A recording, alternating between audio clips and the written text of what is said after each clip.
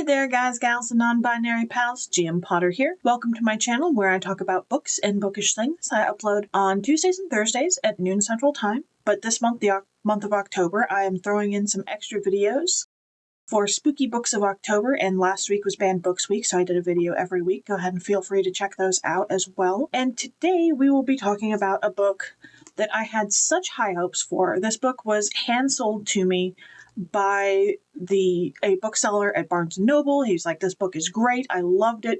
Based on the other books that you're buying right now, you're going to love this book. And I'm like, okay, it's sold. Sock it to me. Let's do it. And that is The Revenant Games by Margie Fuston. Let's get into it.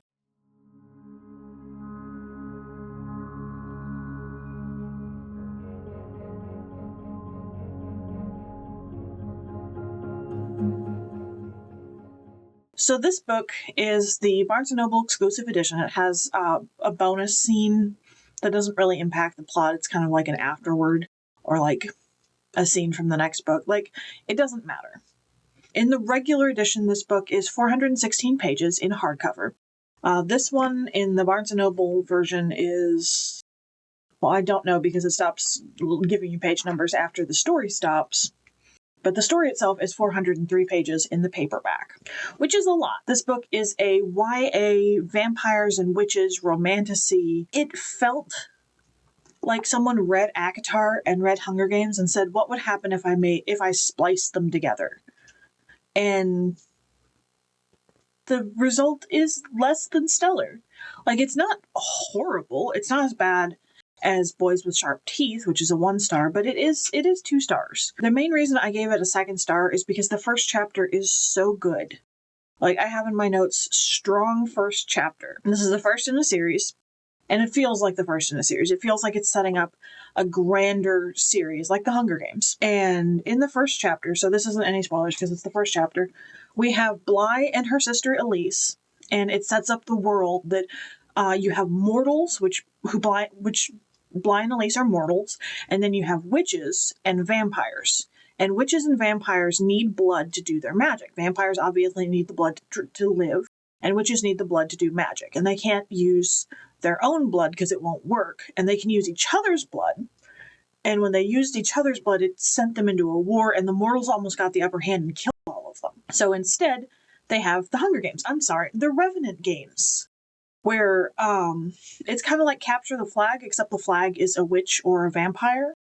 And the mortals get to, if they capture a witch, they get to, and bring them to the vampires, they get immortal life as a vampire. If they capture a vampire and bring them to the witches, they get to resurrect someone who died. And the mortals are very downtrodden, they're very poor, it's very District 12 Hunger Games. I'm going to keep comparing this to the Hunger Games because I feel like that was a very strong inspiration, let's say. Not plagiarized, but inspiration. It's like the Hunger Games, but they took out all of the political teeth of the Hunger Games. Like, all of the, meaty politics, they took out and just went straight into the games. So in the first chapter, the mortals can get money by either selling their blood for the witches and the vampires to make money off of, to use to either live or make their spells and do that sort of things. Or they can forage for ingredients for the witches to make their spells. Basically go into the vampire territory and forage for magics. Anyone can make spells, but witches are just better at it, I guess. It's not very clear. Anyway, Bly doesn't like blood.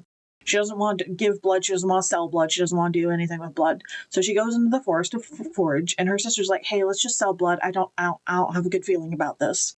She's like, no, we'll do it. And the witches set a trap in the mushrooms that they're foraging, that there's little blue veins that the first thing that they touch on these mushrooms, the first person or thing that touches them will be paralyzed. And they're using a stick to turn over all the mushrooms. And her sister turns one over and deactivates the trap, goes to pick it, and falls down dead because there's a secondary trap on that particular mushroom. And Bly is freaking out. She's trying to take her sister's body, and she can't carry her. And so she climbs up a tree and she watches as the witches descend into the woods and take up her sister's corpse and spirit her off to the witch's village. And she is distraught because this is her parents' favorite child. They've made no bones about the fact that Elise is the favorite. She's the dutiful daughter. She's the one who does the work. She's the one who they actually like. Bly is just the one who has the big pie-in-the-sky dreams. She's the dreamer. Elise is the hardworking child.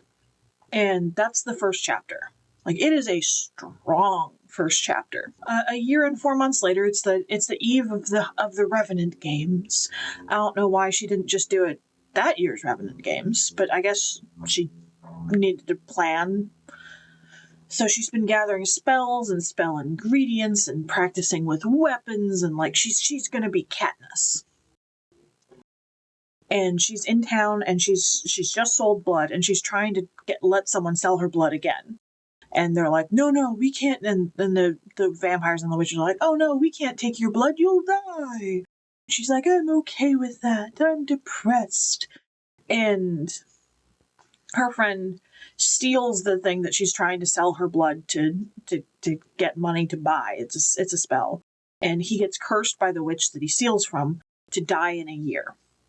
So now the boy that she's in love with, who is lukewarm towards her, does she go to the vampires and get him immortal life as a vampire, a half-life, a broken life? Or does she still go to the witches and bring them a vampire so she can resurrect her sister? And her brilliant plan is, let's both enter, you play for immortality, I play for my sister, and then we'll all be happy together. And he's like, do you really think I want that? And she's like, yes, of course. And he's like, she's not listening. She doesn't listen. This book, like I said, it's 403 pages of actual story. It goes on for a while after that, in the bonus scene that I don't really care about. That doesn't really matter. The world building is so convoluted and the storytelling is so clunky because she's trying to explain the world in line with the story. Like, and instead of them doing like well, why can't we just go to a healer? Because we can't afford it. We don't have, like, instead of like having them have an argument or a discussion and revealing world building that way, or just dropping you in, she's like she drops you in the first chapter. And then after that, it's just exposition and world building and world building and world building. And then a little bit of plot and a little bit of character development, but then more world building. And it's like, the writing felt so clunky. Like, it's not even trope heavy, because it feels like she's trying hard to subvert the tropes so much that she's come full circle. It's kind of like political ideologies, you have left and you have right. And like, you start out left and you come all the way around to where you're like practically right again. Like, it's that you've swung so hard in trying to subvert the tropes that you come around to embracing the tropes again. Like, tried so hard to subvert them that you're just playing into them. There's a vampire that falls in love with Bly, and he's self-endy, harmy guy, and he's just so sensitive. And he just wants to talk to her, and he'll go willingly, and there's a plot at the witches to do them in, and blah, blah, blah, and everything is just setting up the next book. Everything in this book exists to set up the next book, which the second book is called The Hallow Hunt. So the Revenant Games came out in March of 2024, and the second book is The Hallow Hunt. And that one came out in March of this year. And I'm not going to read it because this book was so bad. I don't want any more Margie Fuston. Like, it was just bad. I'm trying to see what else she's written. Like, she's written other things, and this one was just so bad. It's hard to believe that the same author who wrote all of this wrote the first chapter that was so good. Like, it's really hard for me to believe that.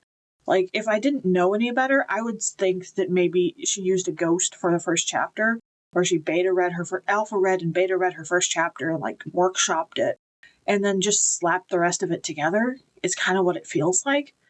Like, it's just so clunky and unfortunate. I don't know. I'm wondering if maybe I've grown out of YA, if I've grown out of young adult. But then I read books like Cemetery Boys, which I'm currently reading, which is YA. It's a queer YA trans Latina boy who wants to prove his manhood as a brujo, and he summons, like, it's fantastic. It's brilliant world building. It sucks you in. It makes you want to read. And then I read YA like this that makes me want the hours of my life back. So I don't know. Have you read the Revenant Games? Did you like it? Like, what did you think of it if you've read this book? Or what's a YA book that made you wonder if maybe you've outgrown the genre if you're an adult? I'd love to hear your thoughts. Don't forget to like, share, and subscribe, and I'll see you in the next one. Bye.